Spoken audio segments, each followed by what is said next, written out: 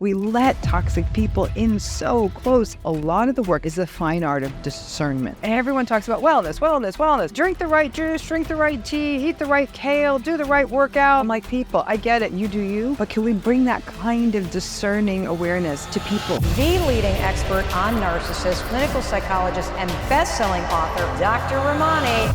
Chemistry and connection are really dangerous words to me because they can be trauma-bonded words. The hack I have for figuring out whether or not someone's in a trauma-bonded relationship, I'll say, tell me why you love them. And you know the answer I get when people are trauma-bonded? The answer I get is, how do we forgive someone who's hurt us so badly as a narcissist? maybe we don't. Maybe we don't. Something that's very important to me is that no one ever feels that they have to forgive someone for hijacking their soul. How can you know if someone's a narcissist on the first date? So, Welcome back, everyone, to the School of Greatness. Very excited about our guest. We have back Dr. Ramani in the house. So good to see you. so Welcome nice to back. see you, Louis. Our last interview, I think, had millions of views and listens, and I think this is going to help a lot of people. Thank you. So it's not you. Identifying and healing from narcissistic people. Is it even possible? In your book, you uncover all these different ideas. Is it even possible to not only heal after narcissistic relationship or abuse that you've experienced in a narcissistic relationship, intimacy, but also to trust yourself again, that you can choose someone who isn't a narcissist? 100% it's possible. I see love stories after narcissistic abuse for people all the time. But let me tell you, it's a bumpy road to get there. And Really? I think that, so what I want to tell people is it's possible. It's not easy. I read this, someone in my healing community brought this interesting line from David Kessler's work. I'm sure you know David Kessler. If you don't, you should. You got to have him on. He's great. He is probably, to me, one of the best voices in grief that's out there, right? He worked with Kubler-Ross back in the day. Like, he's that guy. And he had this beautiful passage in a book. Like I said, someone in my healing community was sharing it just in terms of trying to understand the grief from narcissistic abuse.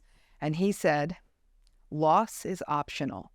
And what he meant by that is, he was talking about his own process of grief. And he said, I could choose. There's one way to avoid losing is to never love again, to never have a pet, to never have a lover, to never have a partner, to never have a friend, and to not have a family. And then you won't experience loss, but you won't experience life. And I thought it was so beautiful because it was that idea of loss is optional. These do, at some level, do become choices. And I think for me, for survivors of narcissistic abuse, feeling the sense of autonomy, which tends to be stripped away by these relationships, grief is a process you go through. And during grief, it is, and I've been working with several grief-stricken clients recently, either through death or through the loss of these relationships. And it is the most human of experiences. Like birth and death, grief is the experience that unites everyone. And we have some pretty universal reactions to it. And the big mistake we're making now in modern times is we believe we can rush through grief, that we can control our feelings. Get over it quickly. And it Find like, someone else quickly. Get over it quickly, move on. I'm not thinking about it anymore. I'm back at work. I'm good. I'm back in my routine. And grief is a funny thing because it's going to come for you. It might be sitting in the back. It's like, be careful. And I can't tell you how often people say, like, and because people who go through narcissistic relationships become masters of dissociation. And I don't mean sort of the full-blown traumatic dissociation, but like, I'm not feeling that. I'm not seeing that. You're very good at pushing everything away because that's the only way to survive in these relationships. But you also get good at cutting out the pain, right? Going through in this world in this numbness. But going back to this idea of loss is optional, what you'd have to live, no love, no partner, no nothing. I guess you wouldn't go through that same breach of trust or betrayal and all the pain we go through when we love, but then you wouldn't have love. And what else is the experience of being a human being but to connect to other people? And the reason I say this is that when you're in those acute stages of grief, you're not thinking about like, let loss be optional. I am not signing up for it. Thank you, no. But then there's a point at which you say, but I want to feel again. And, there's nothing more beautiful to me when I'm working with a survivor when they do say, I think I'm ready to start feeling people again, but I'm so scared. And first of all, I remind them, girl, you survived that. Anything else someone brings new, you're going to be fine. You got this, right? But that fear, it is overwhelming for people that how will I survive if this is done to me again? How will I ever have faith in any human being again? And above all else, the point you made, how will I ever trust myself? And that loss of trust in the self is what really bums me out, because now these are people who are saying they're still having trouble making decisions, or I've got bad judgment. And so a lot of the work and a lot of what I talk about in It's Not You is the fine art of discernment. And my big point there, okay, everyone talks about wellness, wellness, wellness. Drink the right juice, drink the right tea, eat the right kale, do the right workout, do the right discern, pick well, wear the right workout clothes and cotton and all this. I'm like, people, I get it, you do you, but can we bring that kind of discerning awareness to people? We're not discerning when it comes to the people we let in our life. Oh, you're going to abuse me? Come on in. I'm like, you might as well smoke a pack of cigarettes at that point. Wow. You're so careful about what you eat. Stop doing that. Eat junk food for all I care. Just be careful about who you let in. Don't allow emotional abuse to come in. Exactly. And don't enable and don't keep making those excuses. Like, we let toxic people in so close and fast. Why is that so common for people to make excuses for their partner's bad behaviors consistently, for how they treat them? Why do we allow that? Why do we excuse that? Why do we continue it? You love them. I mean, you love them. But do we love them, or is it a false sense of love? I think that then we get into a philosophical discussion Is it of chemical is it love? bonded? Is it is it? You think you love them. Yes. You know, listen, if somebody behaves badly on a first date, they try to grab the waitress's and they yell at you and they scream at you and they curse at you. You're like, okay. You're probably not going to be in a second date with them. Not going to be second date, third date even. You probably won't put up with it once you get deeper into it. Why though? Why do we put up with bad behavior after 3, 6 months to 3 years, and then we stay in it when we wouldn't have been in that relationship early on if they did that? One, I'd almost say, is more cognitive and almost behavioral economic and sort of sunk cost fallacy stuff. I've already put in 3 months into this relationship. It's such I look at more dating profiles like, oh, I got to make this one work. It's like you don't want to return the thing to the store. I'm like, can we make this one work? Okay, there's that. Okay, but that's very cognitive. That misses what I think is more powerful, which is the somatic, physical things that happen in us. Old scripts get evoked. If you were a child who made excuses for an invalidating parent, if you were a child who had to cater to the needs of a parent, all those accommodations in you, those start. Your intimacy brings that out, right? Because a parental relationship has its form of intimacy. It's a closeness. It's a attachment. So those old scripts start getting activated, and our natural tendency to fix, to rescue, to excuse, to justify in the name of attachment, all of that kicks in pretty quick. So by the 3 months in, especially if there's things you like, you're attracted to the person, they're smart, they're clever, you have fun, you've gone on a nice trip, you like the sex, all of those things, which at some level are kind of superficial, they keep someone in the game, right? So in order to keep attached to this person that you're feeling, that you're enjoying, some of us are really good at those trauma bonded justifications. There's people out there, frankly, Lewis, who are actually good at 3 months out to say, this isn't healthy, and they can step away. They may not be as vulnerable to those internal accommodations made in family of origin. How do we become more what are the qualities of a discerning person? How do you know I have the skills, the tools, the emotional strength and courage to be discerning? What do those skills look like? What do those emotions look like? So I'm going to tell this, I'm going to go backwards on your answer here. I'm going to get to the sort of the nuts and bolts. I was recently talking with someone who said something so interesting to me, because a lot of what her and I talk about is discernment, right? And she said, I've become more discerning because I'm working with you and talking with you, but it means I'm slower. Like I deliberate on things, and I'm very aware of the trauma wounds that are brought up by big ticket decisions, right?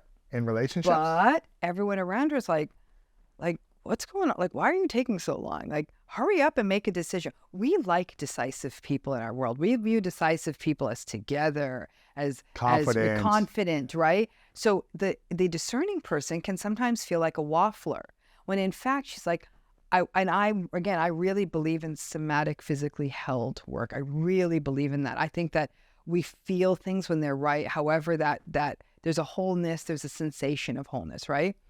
Discernment, number one, means slow the hell down.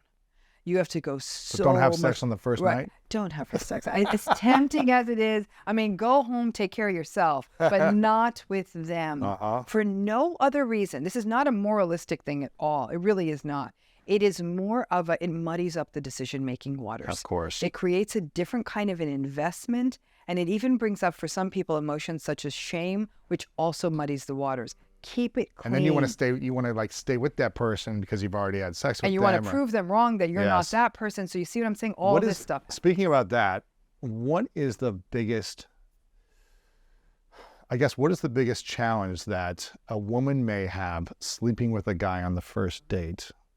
I'm not saying it couldn't work out and it could be a great relationship. There's plenty of people out there who are listening and saying, I'm married to someone for 20 years that I had sex with. One night stand or whatever. Exactly. It turned into marriage. But what is the biggest, challenge that could come if a woman sleeps with a man on the first date? I think that the expectations shift immediately, right? So it's Matt Halsey, dear to both of us, talks about standards, right? And I love his work on standards, but it gets real tricky when we talk about narcissistic relationships. That's when him and I kind of are sort of like this in this interesting dance, because none of that standard stuff works in a narcissistic relationship. I'm not saying that only a narcissist has sex with you on the first date. You might meet a really sweet person and you're a sweet person and two sweet people have sex on the first date, right? But what it's done though is, because ultimately, Lewis, the connective tissue of a long-term committed relationship is respect, compassion, safety, a growth orientation, attunement. Those are the things I come back to every time. That's it. That's safety in a relationship. And getting to that, ensuring that you almost have those active ingredients, because sex is such an emotionally laden space for people. Some of us have heard very moralistic, stigmatizing stuff about it. Many people have histories of sexual abuse or other sort of unwanted or coerced sexual experiences. That muddies the waters. It leaves both people sometimes even sort of confused. What is this about? What are we doing? Yeah. Right. What are we doing? Right. I do believe in a gendered frame, in a binary gendered frame, women get more shamed and feel more shamed for that. They feel as though, okay, well, that's how this person sees me. And so there is that. I still think, even though that feels so patriarchal and throwbacky, I think it's sadly still part of the conversation for how women experience it subjectively. Did I just sort of throw myself under the bus here? Or have I just made this into something that's not going to last? I don't think that's necessarily so. I think a good partner would not discount a partner for doing that. Right. But I do think it muddies the waters. And if you have sex with a narcissist on the first date, forget it. Forget it. It's going to, because now what's happened is they have, in a way, they have power and control and manipulation. You're giving them the ultimate supply. They're not even going to love bomb that much anymore. They're like, okay, great, got what I need. And I hate to say this, Lewis, because narcissistic people can be very cruel in relationships, they will actually use that as a tool of punishment and manipulation down the road. How so? Forgive me for using really bad language, Sure. But you're a slut. Oh, wow. Look what you did with me. You're down market. Who else you do this with? Or what are you going to go do that with someone else? And so now the person feels shamed in the relationship, but the shame feels plausible because they're hearkening back to an event which might have actually felt connected and intimate at the time. But a narcissistic person will always weaponize those experiences. So it leaves a person often questioning themselves. They're like, I don't think of myself as sort of a sexually wanton person. And they're not. They just felt some sense of trust and connectedness that particular time, but the narcissistic person will run with it. So that's why I'm saying, since you don't know the person's a narcissist on the first date, best not have sex with them. How can you know if someone's a narcissist on the first date? You can't. Unless it's glaring. The only giveaway is, and I would never want anyone to get into a car with someone on a first date, because I actually think that's dangerous. I think it's too closed in, and that's me in the sort of scary world that Dr. Ramani occupies. But if you were in a car or watching them drive, I don't know why you'd watch them drive, but narcissistic people drive quite dangerously. It's often an interesting tell. I'm not saying every dangerous driver is narcissistic, right. But if you ask me to put $100 down, I'll take the bet every time. Wow. So what's dangerous mean? They're reckless, or they're screaming at people? Reckless, driving too fast, swerving in and out of traffic, driving faster than the other cars on the road, beeping, honking, giving them the finger, but like in a rageful way. Like that, researchers, this has been, I can think of a dozen published empirical articles from around the world, driving simulator articles, observation articles, you name it, that have all shown that narcissistic people drive more dangerously. So if you, let's say by date 3, you're in a car with them and they're doing that whole, I drove here, right? It took me an hour to drive here. And in that hour, I'm like, narcissist. They were cutting me off. And I actually never get into it when that happens, because if they are in fact narcissistic, I know they're going to be short fused and it could cause me more problems. So I cut them a wide berth. I'm going to get there when I get there. Right. But that's often a tell. But other than something that glaring, I mean, sure, you could watch how they treat the person who valet parks the car, or the server in the restaurant, or the bartender. Or if they're really that unhinged and they're that disinhibited on the first date, that they're rude to these folks, or inappropriate, intrusive, flirty.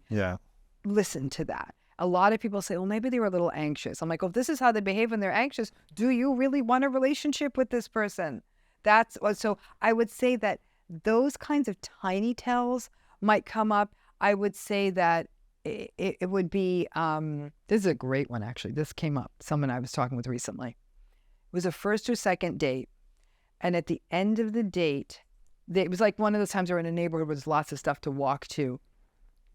And the guy said, hey, you want to go out to this other place for another drink or whatever? And she said, and she had done the discernment work with me. And she said, she said to me afterwards, I wasn't feeling it somatically, right? And she said, no, I've had such a great time. And, but I'd love to see you again. And she said, I have to work early. And he got really cold and a little bit angry.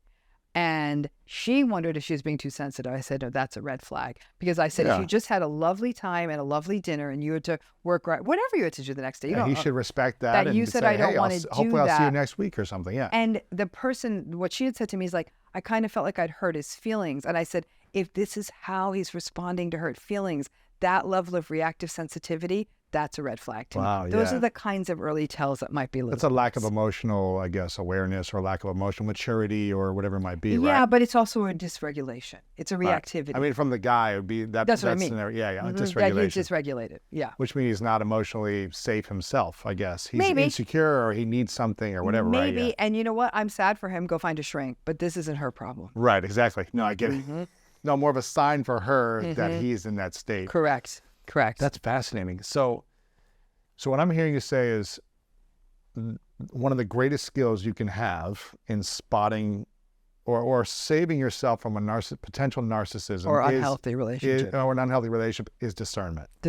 Slowing down. Paying attention, and really feeling it in your body. Now, here's something. How do you know when you're feeling something in your body that feels exciting and wow, I have this butterflies and chemistry and connection?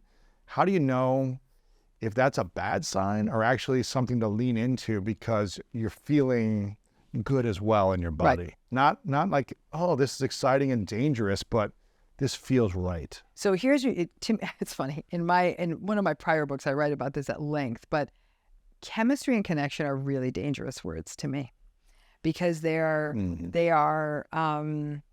can be trauma bonded words. People say, I don't know what to tell you. It feels familiar. I'm like, familiar is not good, because again, that's a great example of the body holding something. Now, listen, I'm not saying everyone should go date someone they think is a dud, or like, I felt nothing, so I'm going to go on a second date. I'm going to go right into it. Right into it.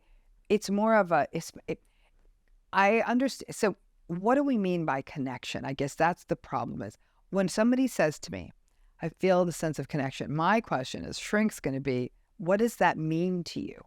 Right? Because what you call connection, what I call connection, what a random person on the street calls connection, may be very different things, right? There's healthy feelings of connection, feeling attuned to, feeling seen, feeling heard, a conversation that seems to just flow effortlessly. You don't feel judged. You feel safe. I'll buy that as connection.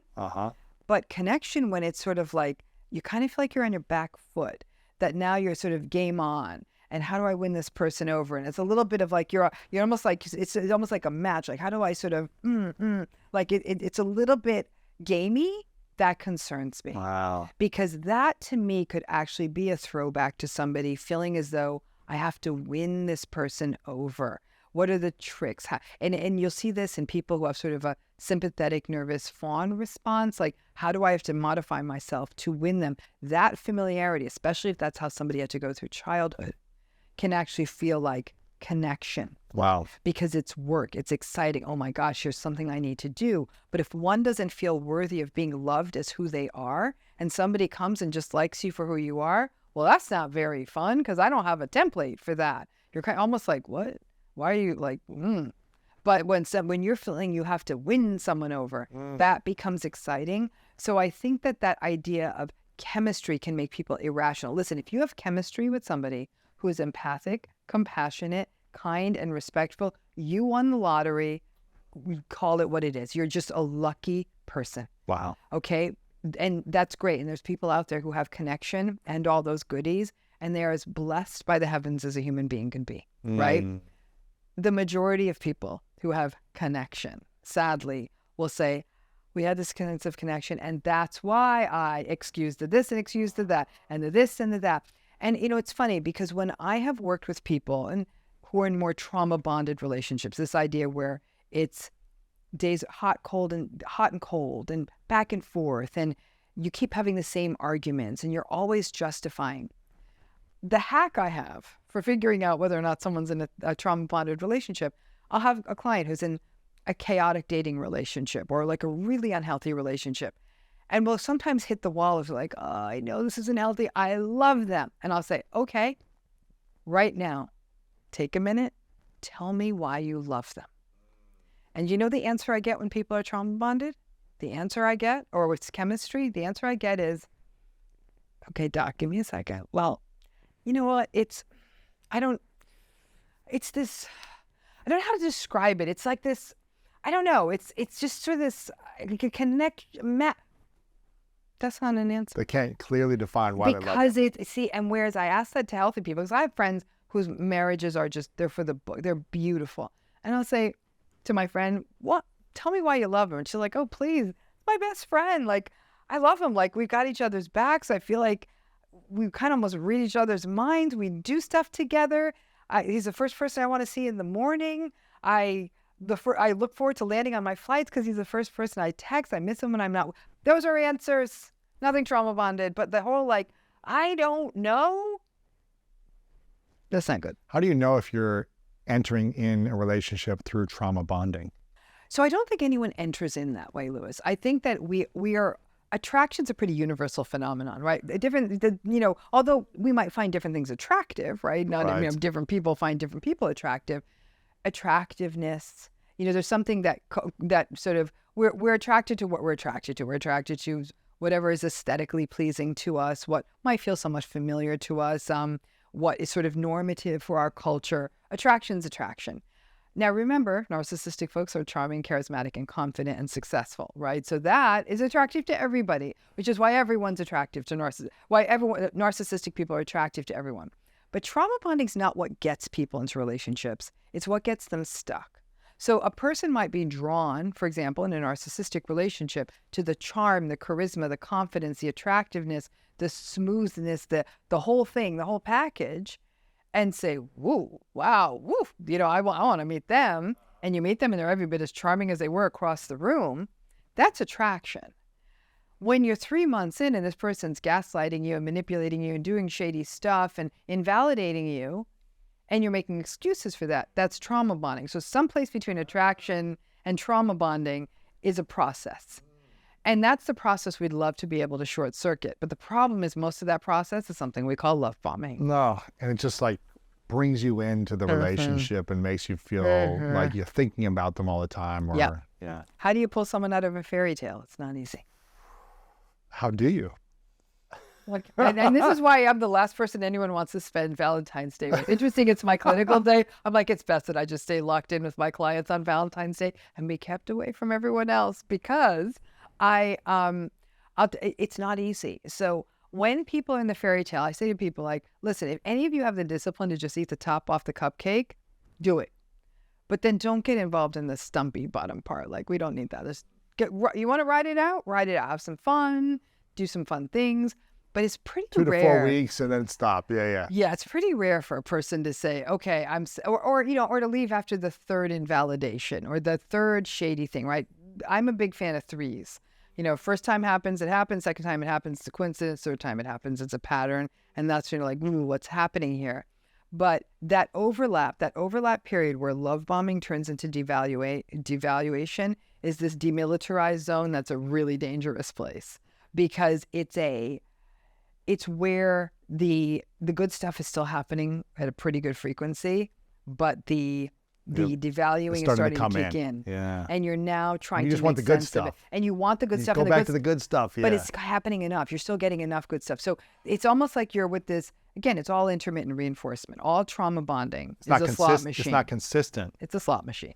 I think the last time you were on here, or maybe it was the first time you were on, I didn't really know what narcissism was fully. I was kind of like, and I remember just having all these gasping moments where I was just like starting to realize more and more about the pain of experiencing a narcissistic, either person or narcissistic tendencies from a person where I had once in a relationship felt so much love for many, many months. And then this intermittent make wrong or you need to change or whatever it was, like this less accepting of me, more shaming of me, diminishing me, trying to change me, but still bringing some of the love. But then it just faded all the way into 5% of the love and all blame, make wrong, gaslighting type of experiences. And when you first started telling me about this, I was just like, man, this is a pain. It was because it's so painful to experience. It's painful. And so many people have experienced this in some way, whether it's an intimate relationship or a friendship or their parents. And it's painful to be in. It's painful to try to get out of. It's painful to heal from. The whole thing is painful. It is painful. And I'm so glad you brought up that painful part because the simplistic view is this person's mistreating you, step away. But for some people, they'll say it feels like cutting off my own arm. Like and many people, when they're trauma bonded, will say, I'm feeling like a panic attack at the idea of even considering leaving this relationship, not even having the conversation or considering doing it. And so we can't live in tension all the time. That's not how the human nervous system's set up, and the human psyche is not set up that way. So how do we dissipate that tension, that cognitive dissonance, we call it? We undissonance it, right? And we make the justifications. So the justifications make us feel less tense. And now we've bought another month, 6 months, 10 years, and when life gets busy, right? Which is where when people might get married to a narcissistic person and then there's wedding and busy instead of a household, distraction. Yeah. Then you have kids.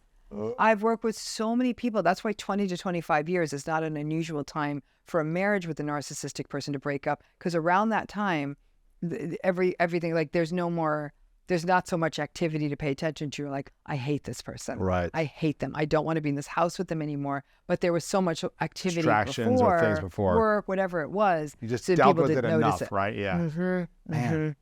Yeah, this is, I have a lot of compassion for people that have experienced this, because I just remember thinking, like, I would think, how do I get out of this relationship?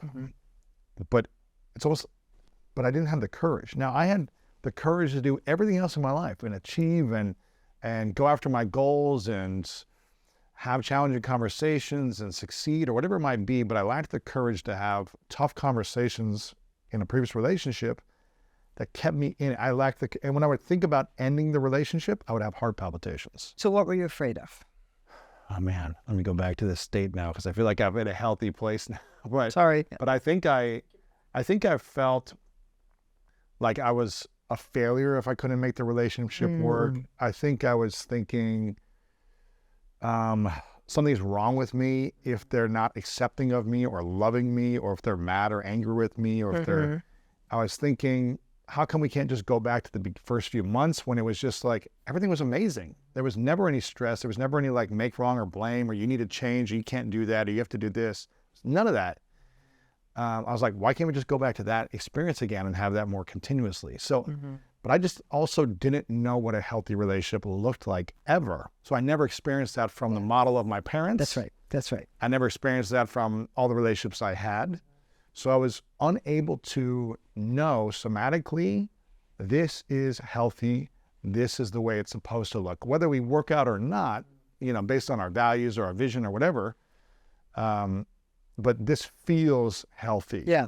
I'd never felt healthy in any relationship. Yeah. And so I just didn't know. No, you don't know. And in some ways, being honest with yourself about that moment in a relationship where you're like, this is not good for me. I'm afraid, like you said, I felt a lack of courage, as it were. And I was also afraid, like, if I end this person's going to go out and try to like ruin my life. Okay. Well, then, see, the thing is, so that's so those fears, some of those fears are fears based on history. Some of those fears are fears based on identity. I'm a failure. Some of them fears based on potential reality. Right. Because if there's one thing because this is what's challenging about narcissistic relationships.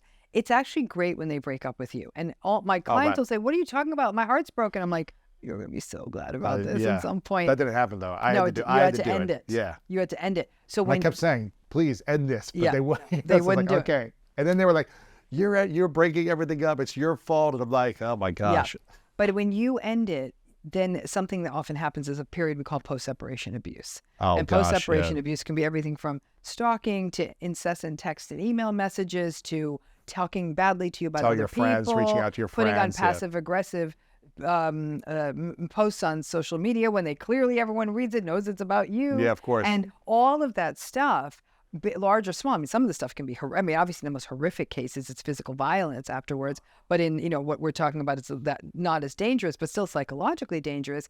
People kind of know that's going to happen and they don't want that to happen. No. And so they say, well, there's one way to avoid this from happening, to stay in it, right? Man. But to see one of these relationships, so that partly that courage piece is to see a toxic relationship clearly, intimate relationship clearly, especially when we've had no template of healthy relationships or a history of relationships where we've made the accommodations in ourselves to make them work, is that to come into that place of courage, to see clearly that it's not okay and something needs to be done, can give people this tidal wave of terror of, that means all this other stuff in my life was a mess too. And it's terrifying. So it opens up this sort of door on our narratives that we sometimes don't want to look at and examine how these other things have shaped us. Or examines our parents. Our parents, exactly. That's my point, is that it feels like too much. But I have to say that, and the other fear that I hear a lot of people have is regret. What if I'm wrong? What if I'm reading this wrong? Those first 3 months were good, and maybe this is just a bump in the road. And if I walk away from this, and in fact, and I'm out there in the desolation of dating profiles and people's puppy pictures, what am I going to do? And they I'll move never on. Find someone as good as and this. And the next person's going to get the better version of them. And so then people go down that rabbit hole, and it's almost like it's like a kid with a toy. They're like, I don't really want this toy, but I don't want you to have this toy. If you've ever had a sibling, the sibling doesn't give up the ball, but like, you don't want the ball, like, but I don't want her to have the ball. Right. It's that. So people, that fear of regret. What if I'm wrong? What if they change? What if they change for the next person? What if they move on quickly? They're going to move on quickly. That's what they do. They sort of, and all of that. And then I've got a bird in hand, and it's so hard to date, and all that stuff. I've invested a year or 2 years or 4 years, 10, whatever it is, right? Gosh, how do you know when you know that someone's narcissistic? That someone's the right person. The right person. They say you know when you know. But how do you fully know, mentally, spiritually, somatically, this is healthy, this is or could be the right person for me? You're neither indifferent nor ruminating.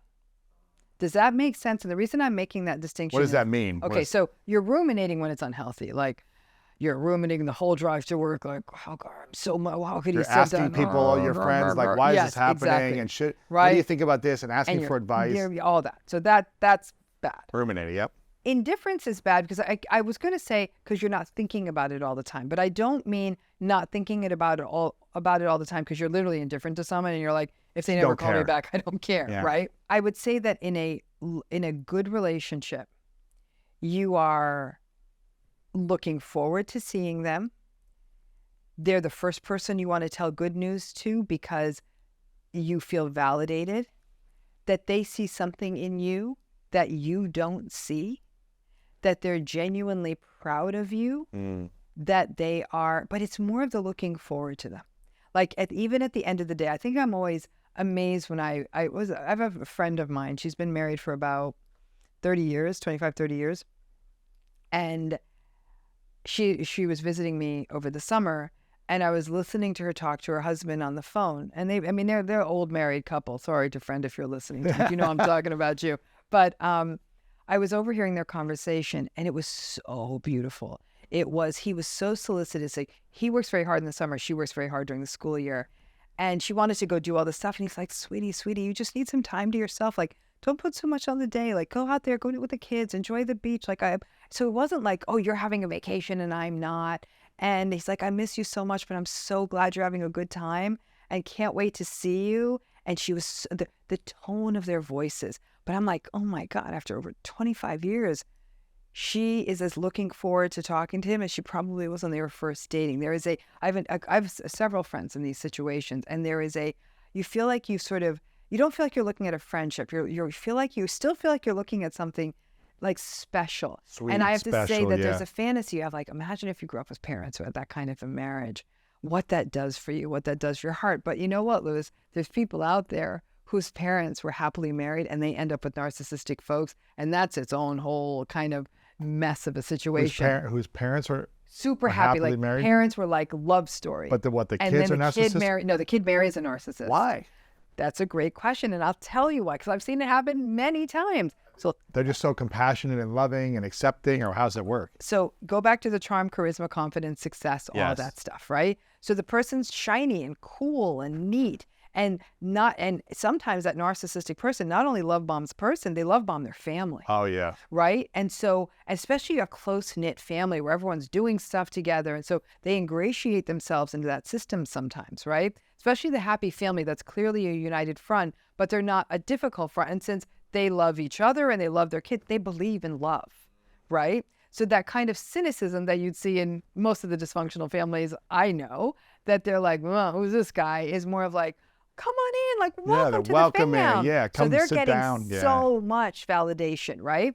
So then when things start going wonky, talk about the lack of a template. At least those of us from dysfunctional families were like, I know from messy, okay? Some messy's happening. I don't have a name for this, but they literally have not been to this planet before. They're like, what is this place? They're speaking the language I don't understand. And I'll tell you, this actually can be quite tragic. I consulted once. There was a couple of times, actually, not even once, a few times, with families where, one I remember so well, the parents had been married like 48 years, 45 years, really healthy, did all kinds of wonderful stuff together, and daughter married a narcissist, right? And the parents were almost coming to me like, we don't get this. And they said, we're devastated because these parents literally believe that, like, well, he's not a very nice guy, so family court is just going to give the parents to the nicer person. I'm like, no, this is not how this works. Your daughter needs an attorney like yesterday. And they said, well, no, we're already learning this because this process has already begun and we're watching our daughter fade in front of our eyes. And so they said, we did, and they felt very guilty because they felt like they'd given her terrible advice because they kept saying, Be just trusting, love loving, him more, yeah. love him more. Hey. That's what we do in our family. We just love more. And sometimes that would come in the way of giving him more money. That would just be like, you guys go away to the Bahamas for the weekend. We'll watch the kids. Like, so it was just like, they were basically giving him supply. And he was getting worse and cheating on her more, and it was just getting worse and worse and worse. But the family really, they said they were so, and they almost a sense of moral injury that they had done something wrong to their child by not seeing this. But Louis, they had no template. And there are people out there who are like, they don't know this. They really have this joyful, happy life. Yeah, and you want to trust the people. You want to trust the world. You want to be open. You want to be, vulnerable, all that stuff. Mm-hmm. But the good thing is, but there's a good thing is that the woman did have this happy family who was this tremendous source of support. That's good. So as the whole thing fell apart, whereas most people who go through this don't have that. So they're not only are they going through this nightmarish divorce or something like that, they don't have a family of origin they can turn to, or the family of origin blames them, or the family of origin was half their problem. So they really, it can sort of double down on their grief. Man. Now, 4 things you said about a narcissist. They're charming, charismatic, confident, and successful. Is that right? Charming, charismatic, confident, successful, curious, attractive. Yeah. I mean, we could keep going. Shiny. Shiny. Now, is it possible to be charming, charismatic, confident, successful, attractive, and not be a narcissist? Yes. And please. How do you know the difference between the two? Well, here's how you know the difference. Here's the thing. Charm and charisma get supply, right? They're like the fancy pollen-y thing that sticks out of a flower, right? They attract the bees and the birds, right? So there's an interpersonal skill that's cultivated in the charming and charismatic person. It can happen, right? So how do you know? Because the charming, charismatic, successful, attractive person who's not narcissistic is empathic. They listen. They're warm. They're not, there's always that sort of that vision of the person who's at the cocktail party that is talking to you, but they seem to almost be looking through your head at the door behind you to see if something better is coming in. You don't get that vibe from them. There is a genuineness. They don't monopolize the conversation. There's a genuine warmth to them. You feel it. I mean, you definitely feel it. And it takes a few hits at, sort of a few times up at bat to be sure that that's what you're dealing with. Listen, I've met charming, charismatic people who are nice, but I've met more that are narcissistic. It's a pretty rare combo. Right. Yeah. Oh, man. It's probably rare, depending on where you are located in the country as well, too, where there might be more. LA is LA, lots. right? Yeah. What is the percentage of narcissists in the country right now, do you think? This is a number. I mean, I'm going to spitball a number because we have never gotten good prevalence statistics. So here's the problem. There's this thing called narcissistic personality disorder that I don't even concern myself with.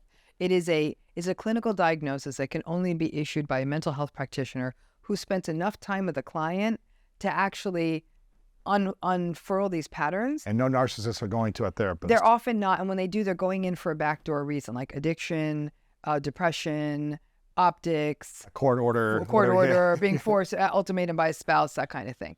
So, and a lot of therapists don't issue it because it's stigmatizing diagnosis and insurance. Well, I'm saying? It's like the whole world of diagnosis is messy. And usually the way we figure out the prevalence of a disorder is what we call epidemiological studies, where people are brought in and they're actually just put through the interviews and they're anonymous and it's not going on any record, right? Those studies of NPD show 1 to 6% prevalence, right? But again, in the country, in the country, which is like the strong on the spectrum of narcissism. They're at the highest. They're at the most.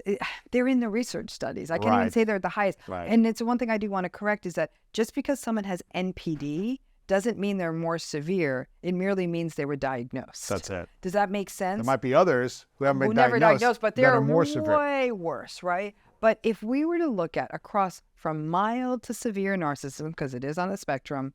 So mild to severe, across the population, the spitballed number that I think most of us in the trenches would probably agree with, enough narcissism that it's causing other people problems, 15%. That's my guess. Somewhere between 15 and 20. I say at certain parts of LA, 20, certain industries, 20. Right. But I would say on average, somewhere around 15, and that's all types of narcissism too, which means 85% of people aren't, which is good. That's good, yeah. And there's 4 different types of narcissism? I'd say probably closer to 6, but we can go with 4. Yeah. What are the? So 4, I would say grandiose, which is the traditional arrogant, pretentious, charming, charismatic, kind of shiny narcissist. That's your kind of prototype of the narcissist. There's the vulnerable narcissist. This is probably, to me, the most compelling form of narcissism because this is where you see the sullenness, the petulance, the passive aggression, the chronic victimhood, the social anxiety, the failure to launch. These are people who live in fantasies of the great things they're going to do, but they never do them. Wow. The grandiose people actually often do get them done. They will talk the big game and they'll kind of do the big game. So the vulnerable doesn't mean they're actually intimate and vulnerable with you. No. It means that they themselves are vulnerable, but they don't actually take action. Correct. And they keep telling everyone, I'm going to do this project or this thing. And you know why I couldn't do it? Because that guy didn't give me the money, and that guy scammed me, and that everyone takes advantage of me, and that person stole my idea. That's that. The vulnerable. Okay. The vulnerable. Okay. Then there's the malignant. Now, to me, the malignant narcissist is the most severe form of narcissism. And that's when we talk about stuff like the dark tetrad. And the dark tetrad is composed of narcissism, psychopathy, Machiavellianism, the willingness to take advantage of other people, and sadism. And I also believe paranoia sits in there too, right? So in malignant narcissism, we're talking about people who are more coercive, who are more menacing, who are more isolating. This feels a little bit more like psychopathy, but it's still narcissism. And that's much more severe. Okay. Then we have the communal narcissists. Communal. And these are the folks who get, so all narcissistic folks need validation.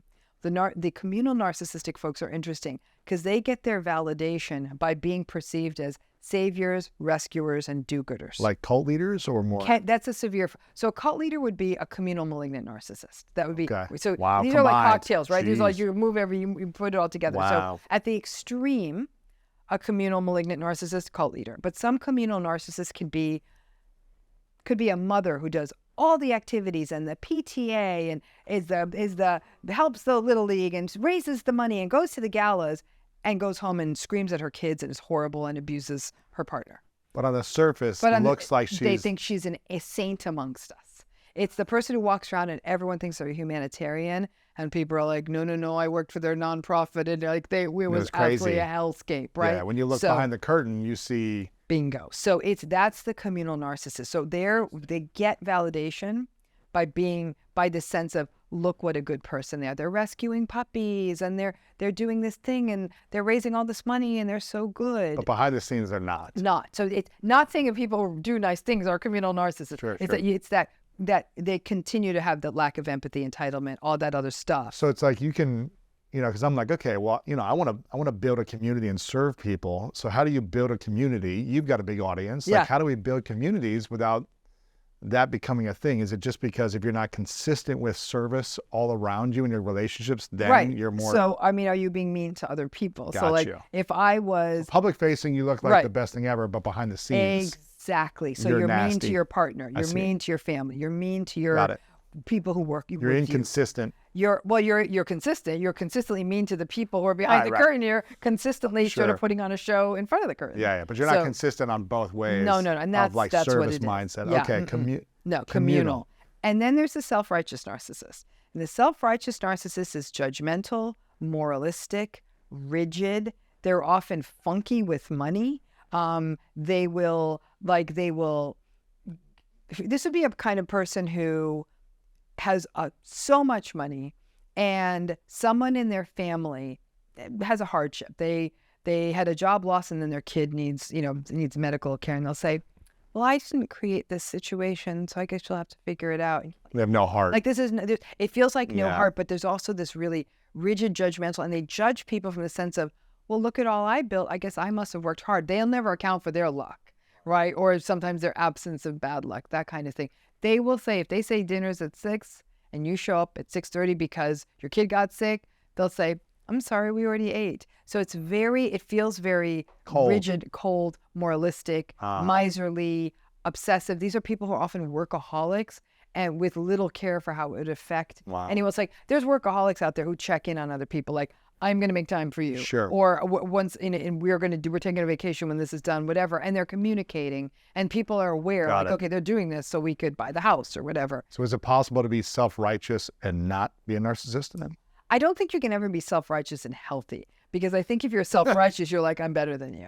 Gotcha. Right. So you'll even see self-righteous narcissism in some of these kinds of exercise zealots who are like, I wake up at 4 a.m. and then I milk my goat and I make a smoothie and then I do 1,000 crunches and run 10 million miles and then I work and then I journal and then I this and I sleep at 8 o'clock. And I'm like, what are you talking about? Like, is there no other human being in your life? Like, how do you deal with a crying sister? I tell her to go to hell and I drink more goat milk. It's that can be and the reason I'm in shape and I'm going to live to be 179 years old is because I do all this and you don't, you lazy, awful person. That's self-righteous. Lacking compassion, lacking understanding, lack of awareness of others. So that self-righteousness is sort of where the lack of empathy sits, right?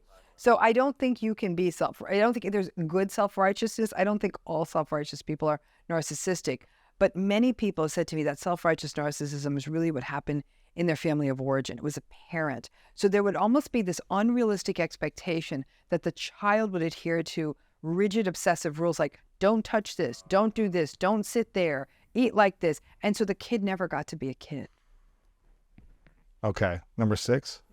And number 6 would be more of a neglectful narcissist. So these are the people who they view everyone as object. So coffee cup, whatever. And they just neglect them until they need them. They just discard them. Or they just don't give them attention or energy, or they don't have to give them attention. They don't attune to them. When a person around them is struggling, they won't care. It's a lack of empathy. It's a lack of empathy, but it's a lack of, like, for example, a malignant or a grandiose narcissist might actually get mad at someone. Like, oh my gosh, like, why do you keep talking to me? And people in relationships with neglectful narcissists will say, I'll take it, because at least that person was listening. But people in these relationships will literally feel like they're losing their minds because the person with them is literally not noticing them unless they need something from them. Wow. So they're giving the cold shoulder. They don't speak to them for days, whatever it might be. They just don't notice. They don't care. They won't know. Like, you might say, like, I have the biggest presentation of the year next week. They won't even ask. Wow. It's all about them. It's all about them, but in this weird way, and they don't even take notice of other people. So it is people, I've known clients in this experience, and they'll say, it's as though I didn't exist. But then when I had the piece of information or something they needed, I existed. So you feel like a really neglected personal assistant. Oh my gosh. Now, have you seen any research on if men are more narcissistic than women? So it depends on the type of narcissism. Malignant and grandiose, definitely more men than women. Vulnerable narcissists, a dead heat. Really? Mm-hmm. What about just in general? Are women more narcissistic than men, or is it? I think in general, we're at a time at this and point social in history, media, and the so things are self-implication of changing. everything, and the filterification, and constantly showing yourself.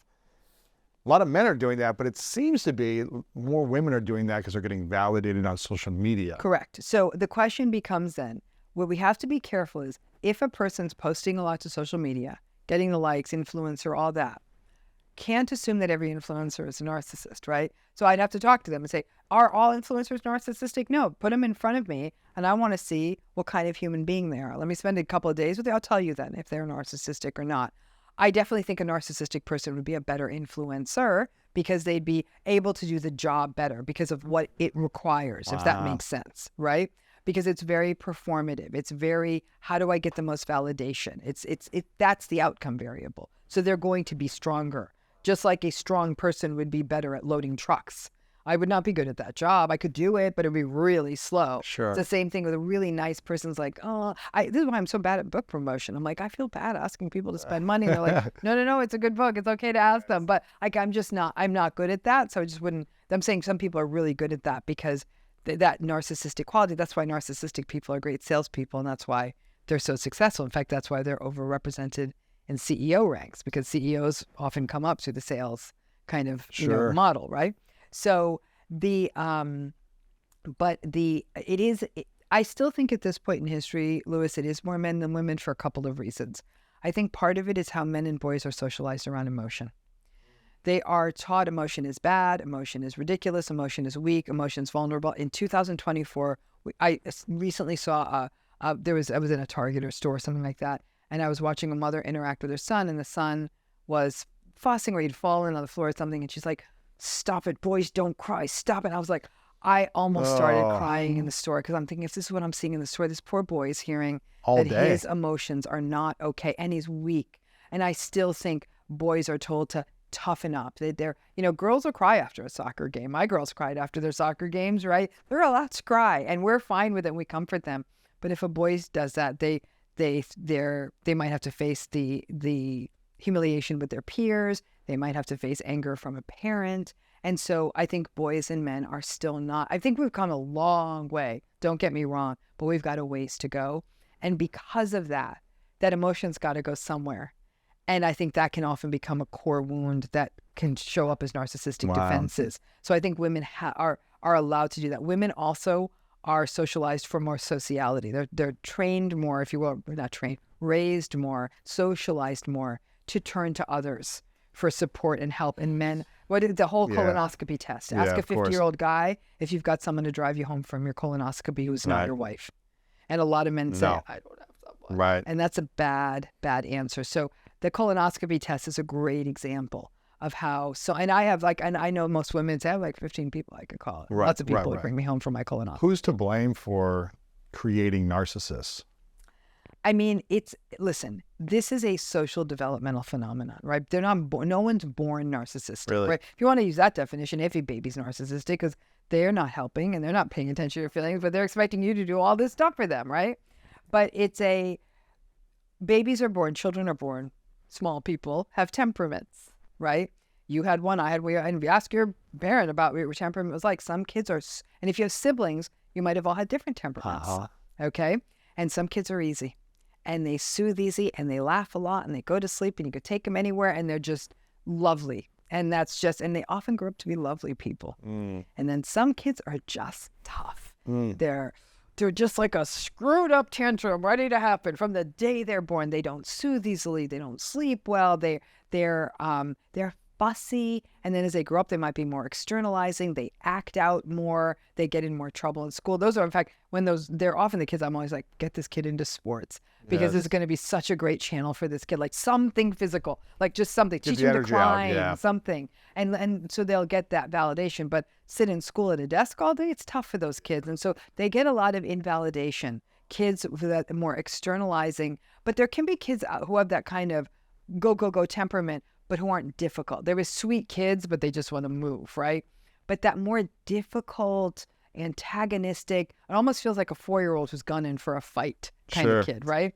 Those difficult temperaments, when they come up against invalidating environments, parents who aren't available, parents who are cruel, parents who are rejecting, parents who are abusive, that combination can be a setup for that kind of narcissistic personality. Doesn't always end up that way, but that's definitely sort of a setup for it. So that then becomes, yes, there is a familial origin to this. There can be chaos. Now, this is why in the same family, say there's 2 or 3 siblings, one sibling may be narcissistic, but the other siblings aren't.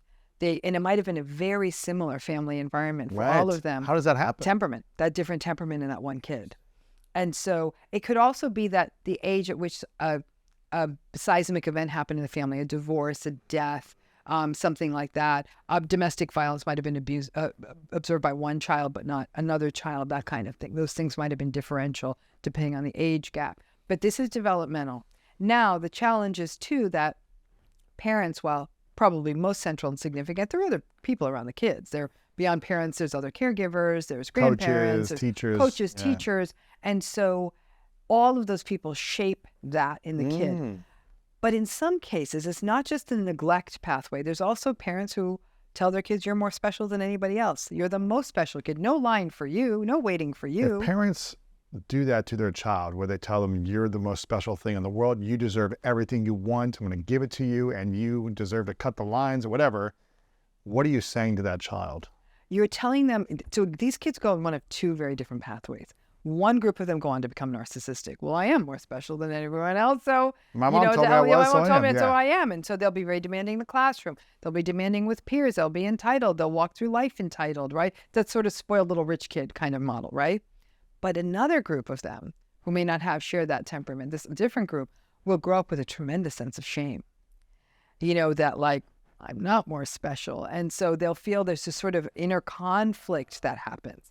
Like, I'm not as smart as this person, or I talented. Better perform in a way that shows that I'm special. So if things don't go the way they want, then they feel bad. And there's a new phenomenon I saw documented that with all the sort of helicoptery over-parenting we're seeing, that some of these kids who are like, okay, my parents kind of did everything for me. I kind of can't do not much for myself.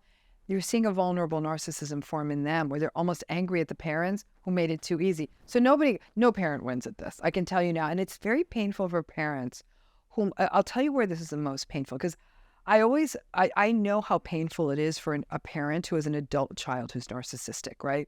Because those parents will often sit and say, I know something in that early environment had something to do with it. And the most painful cases, it's when a lovely person, was married to a narcissistic person, and that toxic environment against that kid's temperament, or the narcissistic parent really indoctrinated that child, and I've watched parents go through this, and it's really a living hell, because it's really where you have some of your most unconditional love, and it's your kid, and your kid hates you and is behaving in this terrible, manipulative, entitled, brutal way.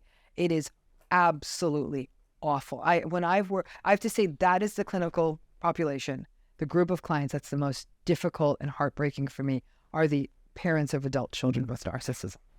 Because they have to watch their kids live and they with feel that. partly responsible. And they're like, oh, I raised that child. I raised that child. What did I do? What did I do wrong to cause this? So there's a tremendous sense of moral shame injury. and guilt and everything. There's shame, there's guilt, there's loss, there's grief. It's terrible. It's the worst. And you have to live with that for the rest of your life. And you live with that the rest of your life. Oh my! It's almost like being married, I guess, to a narcissist. It's even like worse, because there is a devotion you feel to a child in many ways that for these folks, they've had to say, I have to step away from my own child. Devastation. It's devastation. What are 3 things that you think a parent could do when they have a child to set themselves up to raising a healthy, non-narcissistic human being? Attune to the child in an appropriate way. Not, you're so great, but like, hey, sweetie, what are you doing? And listen to the answer.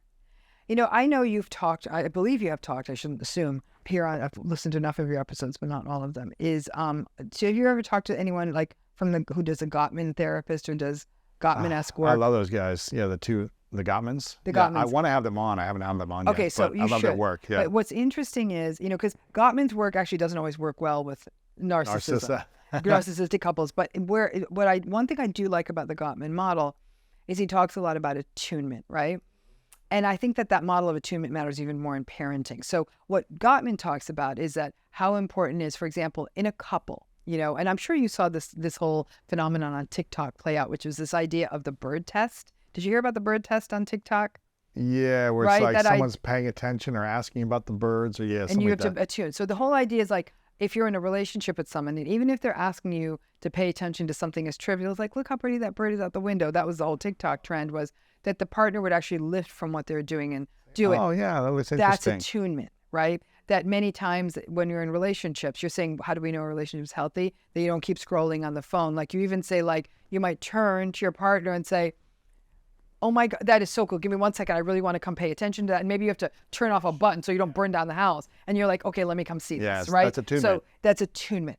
Children need that more than an adult does. So for the child to know that when they make that call to the parent, that the parent responds to, maybe a parent doesn't mean a parent drops what they're doing, but the parent will be like, hey, sweetie, well, oh, cool. Give me a second. I'm going to come right over and see it. And then you do go and see it. As opposed to neglect constantly. So like, either literally ignoring them or continuing to watch the TV, or this is the one I see all the time, is the parents on in front of phone. kids looking at their dad or their mom saying, hey, look at me. And they're just not paying attention. And the parents are on the phone. I mean, I've seen parents walking their kid in a stroller, and the stroller literally has a thing that allows them to be on their phone. And I'm like, no, this is such a good moment to stare at the baby. Be present. And be present. So attunement.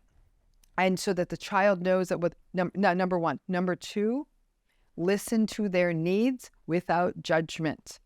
So what if you're like, I know that they don't need this? Okay, but let's say the child says, I need 3 new video games. Okay, you'd say, okay, well, let's talk about that. You got 1 video game, and that video game's working fine.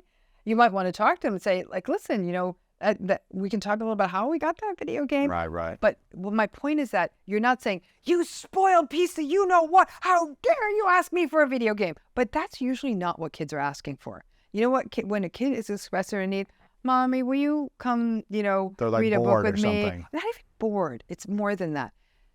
Children, attachment is a survival need, right? Yes. So children are always making these plays for attention to their parents because they want to feel secure in the world. The more consistently you meet that, frankly, the less they ask for it, because now they feel secure in the world. So not even that they're bored. It's sometimes that the love of a small child for their parent is their world. It is their world. But how do you not over-coddle them so that they are unable to survive in the world? Because if they're securely attached, they will go free. They don't always want to be with you, right? So it might be like, hey, Mom, you want to play Chutes and Ladders?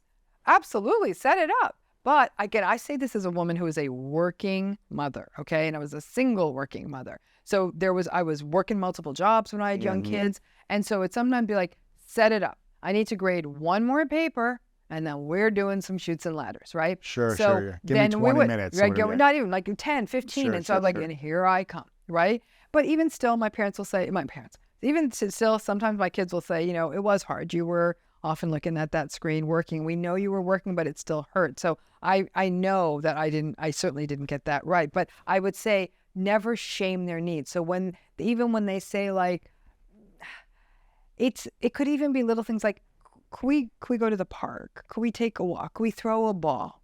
Right? That's what a kid wants. How many men I've heard say, all I wanted was to throw a baseball right. with me. Yeah. That's it. And it was never about the baseball. Just Think spending about what time. throwing a ball is, Yeah. right? It's the ultimate attunement, right? You're going back and forth. That somebody, You have to pay attention. You have to pay attention. And so that's what throwing a ball is. And so it's being available to your children, understanding. And like I said, if we get it right 80% of the time, they'll figure out the other 20. That's another one. And number 3, empathy, empathy, empathy, empathy. Model it, live it, show it. And that means not just like you're only it's not just empathy for their feelings. It's that they're saying you have empathy to their other parent, or to a family member, Animals. or to an animal, or to the person who comes in and delivered something, and you say thank you, and you make eye contact. Grocery store, everywhere. Because your child is a sponge, and they see that empathy. And the other place to do it, something I do remember doing with my kid. Kid, if you're listening, I did do this with you, by the way. We would read a story, a book, and then afterwards I'd say, so how do you think the bear felt?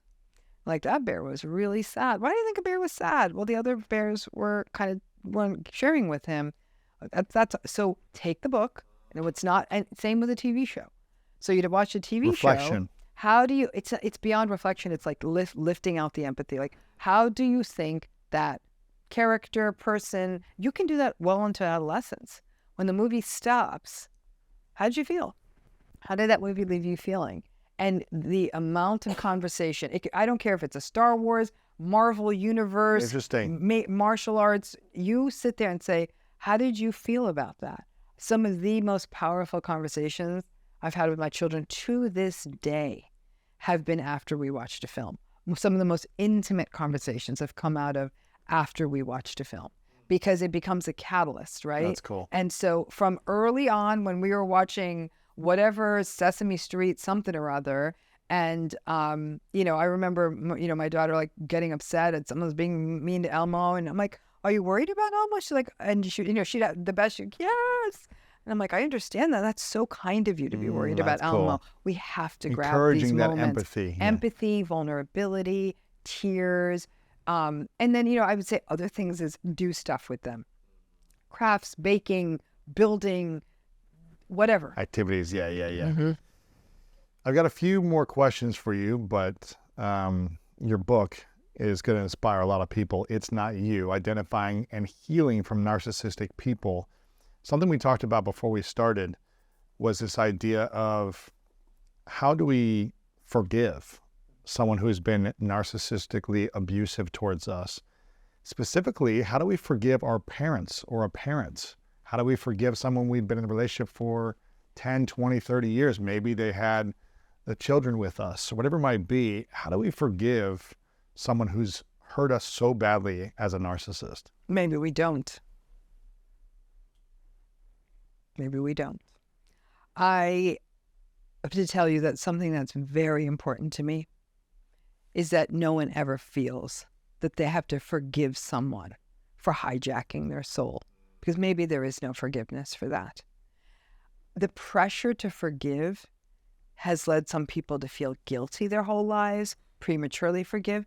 There's a really interesting body of literature out there that suggests that if we forgive someone who reperpetrates, it significantly harms the well-being of the forgiver.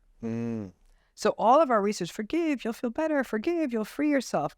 Not so much, because not everyone leaves these relationships. Some people continue to have contact with the family members. They continue to stay in the relationship. They may not have a choice. Not everyone can leave. This isn't as simple as, you're narcissistic, I'm leaving this relationship. It's not how it works most of the time. It's, I've got this really toxic parent and I still have to interact with them. I have this really toxic ex-partner and we still have to raise kids together. I have a toxic marriage and I'm staying in it, right? And these are people who have broken people down to their core, left them feeling like they're not enough, left them feeling that they were worthless people, left them not knowing who they were anymore, left them doubting reality. Is that forgivable? I'm not so sure. And so I will always tell everyone I work with, this is a personal decision. It is not right to forgive. It is not right to not forgive. It is not wrong to forgive. It is not wrong to not forgive. You have to do what makes you whole. If you look at the definition of forgiveness in the dictionary, it says it's to cease to feel resentment. Let it go and cease to feel resentment. And I ask them, do you not feel resentful? And they're like, I feel resentful. Oh, you didn't forgive them if you still feel resentful as hell. So resentment does not push forward healing. I think that it's one more place where people are forced to be inauthentic. Some people will say, and I'll be frank with you, Louis, I can think of a half a dozen people, narcissistic people in my life. I am now no contact with, some I still have contact with. I don't forgive them. I will never forgive them. Really? Never. Even if you never speak to them again? I don't speak to them again. I will never forgive them. What they did to me, because what it changed my view on myself. I spent years crawling out from under that rubble. I still doubt myself. I still don't feel safe in the world. They took away my safety. How the hell do you forgive that? I don't. And I sleep fine at night. That's good. I guess as long as you feel at peace. Right, I feel totally at peace. Well, that's good then. Because what bothers me is I know they're out there doing this to other people. Yeah. How do you forgive that? That's frustrating. I guess the thing would be, how do we find peace even if we don't forgive someone? I think that people who don't forgive definitely feel peace. Okay. I think people who don't feel peace are the people who forgive and keep getting harmed. Oh, that's are the true. people who forgive and weren't ready to forgive. Healing from narcissistic abuse is individuating, becoming autonomous, and ultimately rising into your authentic self. That's what it is. And your authentic self may not forgive, and that's okay. Wow. If you don't forgive, do you feel like you can truly heal? Yes, 100%. 100%. Because not forgiving is an acknowledgement, right? I have talked to people who have their children returned against them. How do you forgive that? I have talked to people where their narcissistic partner put their kids in harm's way. How do you forgive that? I have talked to people who have watched their life savings get squandered by how do you forgive that? How do you forgive these things? And those are just practical. I mean, children is emotional, but like some of them are practical. But I actually think the worst part is that this is somebody who left you feeling not enough, like there was something wrong with you when you were bringing the best of yourself forward. I have a problem with that. And I tell folks, some people get there. You know, some people will say, I was 10 years out. I fell in love with someone. I learned more about myself. I recognized that they were the ones who were carrying all the wounds, and I did forgive them. But many people will say, I was not able to forgive until I went no contact. Yeah. You had a lot of time to heal and space. And not be harmed by them. Yeah. They said, some people say I forgave after they died. You know, so they didn't hear it. But I think that we have this big pressure of forgive and everything. You don't will have to be fine. forgive them, like say it to them, but more to yourself. Internally. Say, Right. But I in the cases I'm talking about, these people, I don't forgive. Wow. I really, really don't. It was wrong. It was wrong. And I know they keep doing wrong. And it harms me because like it changed my insides. Right. And while I can take responsibility for my insides, why that wasn't okay. And I'm very, very clear on this with survivors. That's why that section of the book is called The Treachery of Forgiveness. The Treachery of Forgiveness. I mean, anyone wants to hate on me for it, I'm like, bring it, because I would say, talk to a survivor, and I hope there's survivors listening to this who say, thank you for giving me that permission. Some people will say, look, I got to 85. I've worked with older survivors, and some folks have been, for example, through family systems, they'll say, never. I've heard the range of it, and it's and I'll tell you, and some people, listen, some people will say things that might seem mild to other people, Like, you can't forgive that. I said, if they can't forgive that, then they can't forgive that. Accept that, and these are not petty people. They really aren't. And they're not, and the criticism I've heard people get when they say they don't forgive is like, you're petty. You're the one with all the anger. You're the one with all the hate in your heart. I'm like, no, they're not. No, they're not.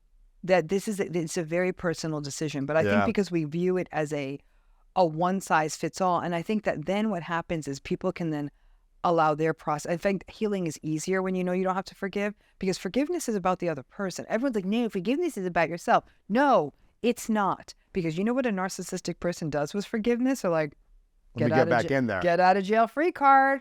I guess I could do this again. Was wrong. Yeah. Or nothing I did was wrong. Because forgiveness works, Louis, beautifully.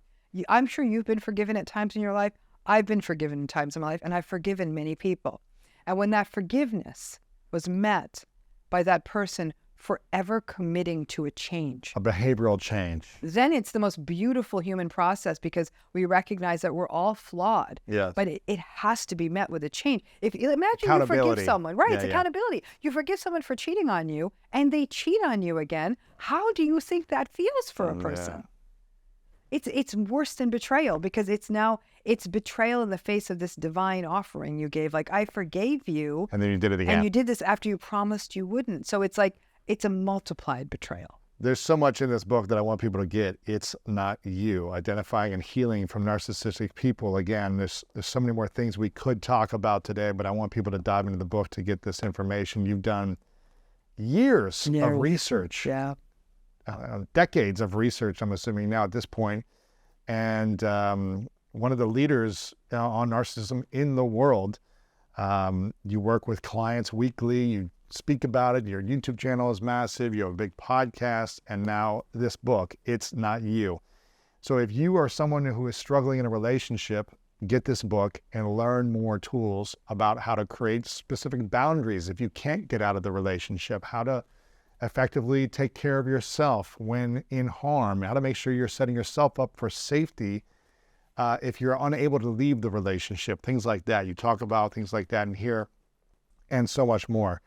If you know someone who keeps coming to you for advice and is struggling in a relationship, and you think maybe this might be a narcissistic person or have tendencies, and you could help your friend with tools, get them this book to have tools to support them on their suffering relationship journey. And anyone else you can think of that might need this book. It's Not You, Identifying and Healing from Narcissistic People. Dr. Ramani, is there anything else we can do to serve you today besides making sure to follow you on social media, YouTube, getting the book? How else can we be of service? So again, belief, I'm going to say in a macro, when people, don't shame people. When people say, I think I might be in a relationship with someone narcissistic, like, don't shame them immediately, because that's what a lot of people get. Oh, everyone's saying that on TikTok. You don't know if that's the right word. Because people who are suffering with this are suffering. If a friend says to you, this might be happening in my life, instead of judging them or shaming them, just say, what's going on in the relationship? Like, let's talk it out. So just, I think we can all be a listening ear to someone for a moment, and sometimes that makes all the difference in the world. To get this work out into the world, though, so more people hear it, go to my website, drramani.com. Please buy the book. We have people who want to do a deeper dive in healing, though. We have a monthly healing program. People can join at any time. So those of you who are going through this and say, I want, and it would be beautiful because it's going to parallel, like the book becomes a beautiful manual, but we've been going for, a year and a half now. So we're going strong. Beautiful, where can they go for that? Community. Yeah. Go to my website, and then you can find the link for it and join us and try it out for a month. What's the community called? It's just our Healing from Narcissistic Abuse. It's simple, and you go to it. We meet every month, workshop every month, a Q&A every month. That's big. Fantastic community platform, 3 journal prompts a week, guided meditation every month. And so it is an amazing community. I have to tell you, part of this book is dedicated to that community. That's because cool. They have been so remarkable, and I've seen amazing things happen, and the support they give each other, because we moderate that platform 12 times a day, so no one can get in there and do harm. I take it very seriously. That's cool. So come join us there if you want to do, again, the deeper dive into healing above and beyond this. Read the book, talk about it, go to our social media, go to our YouTube channel. We have new content every single day. And so there's lots of places to find me. That's beautiful. get the book. I asked you before about your 3 truths and your definition of greatness. I'm curious, I'm going to ask you a different question to end. If you could go to the last day for you, many years away, live as long as you want to live, but you could share only one piece of advice to your younger self, what would that piece of advice be? If you could look yourself metaphorically in the face and speak to your 15, 20, 25-year-old self before, all the pain, challenges, and all the service that you got into, what piece of advice would you give? Give life a chance. Because I think I often rushed trying to hit benchmarks. I gotta do this on this schedule and this on this schedule, and if I don't, it'll be too late and all of that. And so I would really say give life a chance. In all my rushing, I think I sometimes did things too quick because I was so afraid the opportunity wouldn't come again. And so, listen, Louis, I look back at it, I'm a lot older than you. And so the beauty of getting old is so great. It's so great. I'm probably the only woman in the world who says that, but it's so great. And what's so great about it is it's like living in this beautiful data-driven world where you have all the evidence now. You're like, okay, this theory has now been upheld, or I've now talked to enough people, and you're starting to lose people, and you're watching your friends lose their parents, and so your friends are getting sick sometimes, and you're getting this different sort of view on life. But I just, first of all, now David Kessler put it beautifully, like we were talking to each other on a birthday, I'm like, he taught me, like, I just got another birthday. Like, this is, so everyone's like, oh, don't talk to me about it. I'm like, talk to me about it. I just got another birthday. Like, I am so happy. So there is I now feel a usefulness in me. I don't feel so hemmed in by like, I got to do this and I got to get this and I got to get married and I got to have the kids and I'm like, this is so fun. I feel like I'm a 58-year-old woman trapped in like a 29-year-old entrepreneur's, I'm trapped in I'm a 29-year-old entrepreneur trapped in a 58-year-old woman's body. And so I do need a little bit more sleep and probably have to go to the bathroom more than I do. But I love getting older. I mean, talk to me when the hip starts going and everything actually has started going. I'm like a car where you're like, do we trade this in for parts or do we like keep fixing it?